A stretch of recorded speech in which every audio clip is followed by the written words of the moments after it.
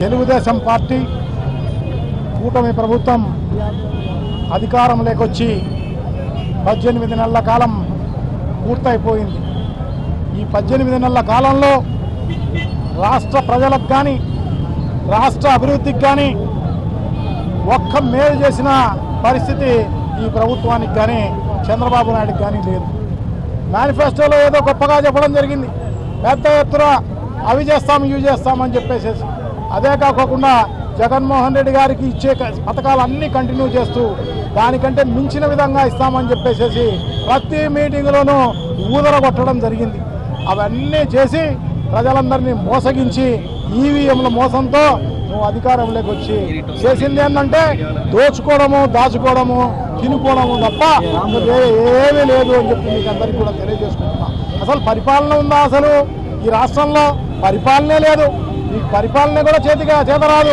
45 ఏళ్ళ నీ అనుభవం అని చెప్తావు.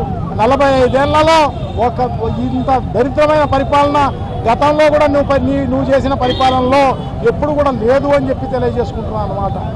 నిజంగా చాలా ప్రతి వ్యవస్థను నాశనం చేసే కార్యక్రమం జరుగుతున్న పరిస్థితి మీకు అందరికీ కూడా తెలిసిన విషయమే అని చెప్పి తెలియజేసుకుంటున్నాం. ఏదో ఆ పేపర్లు ఛానళ్ళ వల్ల బతికిపోతున్నారు తప్ప ఇంకో రకమైన కార్యక్రమం లేదు అని చెప్పి తెలియజేసుకుంటున్నాం. మా ఎక్స్ డిప్యూటీ చీఫ్ మినిస్టర్ గారు శ్రీ అంజద్ బాషా గారు చెప్పినట్టుగా నిజంగా కూడా ఈ రాష్ట్రంలో 99 రూపాయలకు మెడికల్ కాలేజీ అమ్మేసే కార్యక్రమం జరుగుతుంది. ఎకరా ఇంత దారుణంగా.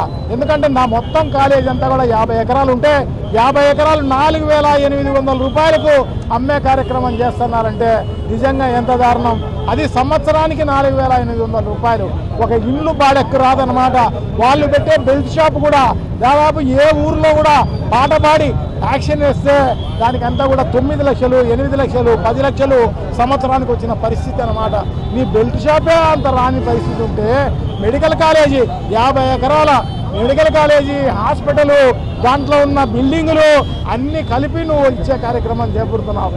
భవిష్యత్తులో కొన్ని లక్షల కోట్ల రూపాయలు విలువైన మెడికల్ కాలేజీలను అమ్మేసే కార్యక్రమం, హాస్పిటల్ను అమ్మేసే కార్యక్రమం జరుగుతున్న పరిస్థితి దానికి అందరికీ కూడా తెలిసిన విషయమే.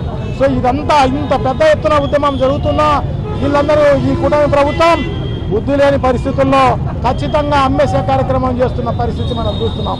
సో ఇప్పుడు టెండర్ అయిపోయింది, అవార్డు కూడా ఇచ్చే కార్యక్రమం జరగబోతోంది. సో ఇప్పటికైనా బుద్ధి తెచ్చుకోండి. కోటి సంతకాలంటే 2 కోట్ల మంది ప్రజలు సంతకాలు చేసినారు. సంతకాలు చేసినా కూడా నువ్వేం పట్టించుకోకుండా ముందుకు పోయే కార్యక్రమం జరుగుతోంది. సో